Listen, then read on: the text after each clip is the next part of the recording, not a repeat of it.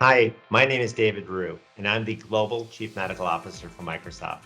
I'm a physician, a technologist, and a health services researcher, and I've spent the past 25 years studying how technology improves health outcomes, specifically access to care, quality of care, patient safety, and finding ways that we can improve the experience for both patients and providers.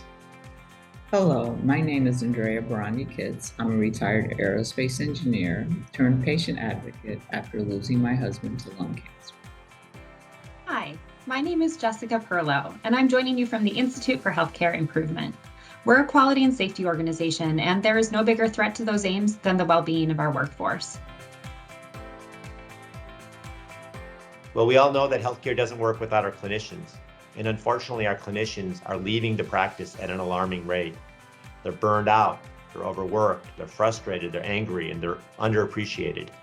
Well, technology has helped us to be able to digitize the medical record. It's also helped us be able to improve communications between patients and providers. Now is the time for us to refocus our efforts to let technology work better for our clinicians. We need technology to help decrease the administrative workloads that clinicians face on a daily basis, such as documenting into the electronic health record and filling out paperwork. Patients, patient advocates, and patient advocacy organizations need to help raise awareness with the general public about the National Plan for Health Worker Wellbeing. We also need to participate in implementing the national plan elements, providing input from a patient perspective, especially in the areas of addressing compliance and regulatory and policy barriers, and in design of effective technology tools. At IHI, we are and have been committed to this journey from the start by participating in the collaborative, contributing to thought leadership, and by harnessing the power of improvement science to offer proven tools and methods to reconnect the workforce to our values and bring a greater sense of joy and purpose. This year, we have 3 exciting new commitments underway in alignment with this action plan. The first is in partnership with George Washington University. It's the Workplace Change Collaborative. This is a HRSA-funded center focused on supporting the 44 health and public safety workforce and training grantees in their efforts to promote wellness, reduce burnout, and create better work and learning environments. This 3-year endeavor was made possible through the Lorna Breen Act, and it's the first of its kind. For the Workplace Change Collaborative, this involves running an IHI Breakthrough Series collaborative to support grantee success. We're also contributing thought leadership on moral injury and burnout, supporting activities that improve the field's understanding of the importance of system-level changes, and ultimately aiming to make an impact on the workforce. The second commitment is a course we're offering at IHI this spring on leadership for workforce well-being. This course is for existing and emerging leaders of all disciplines and professions who are tasked with supporting workforce well-being in their organizations and health systems.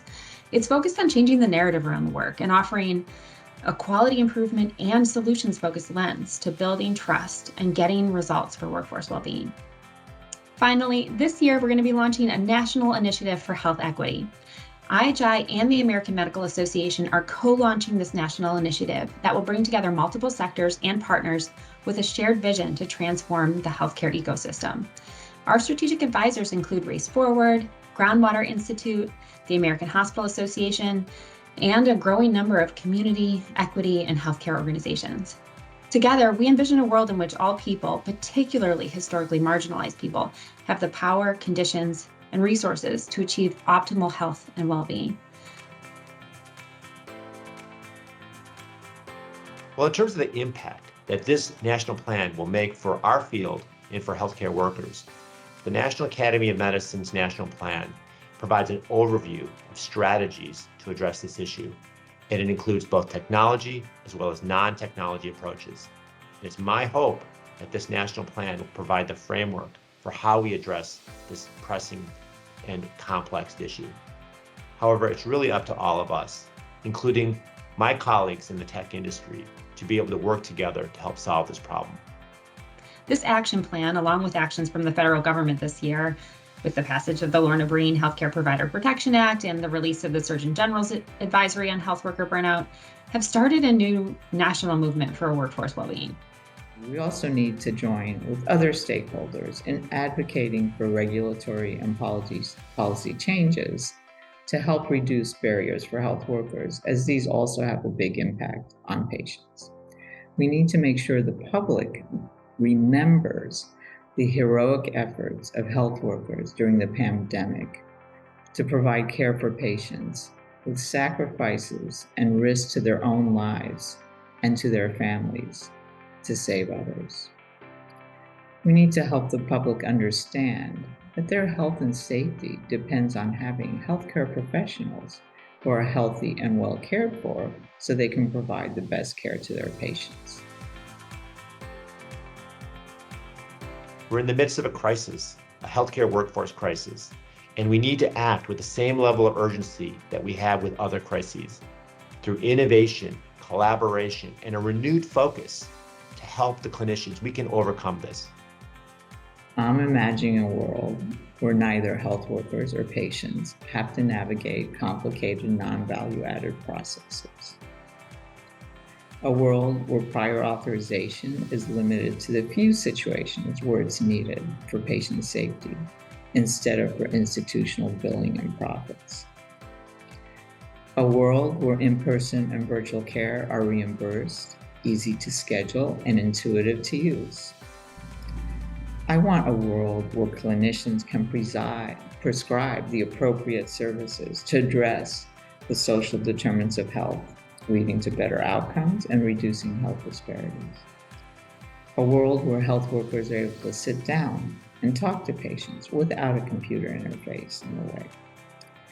I imagine a world where individuals of all colors and backgrounds are represented in the healthcare workforce, where each patient is able to find someone who understands them and makes them feel comfortable during their most vulnerable times. That is the world I want to live in and to help create. We invite all of you to join us in these commitments. They are for all disciplines and professions, and now is the time for collective action.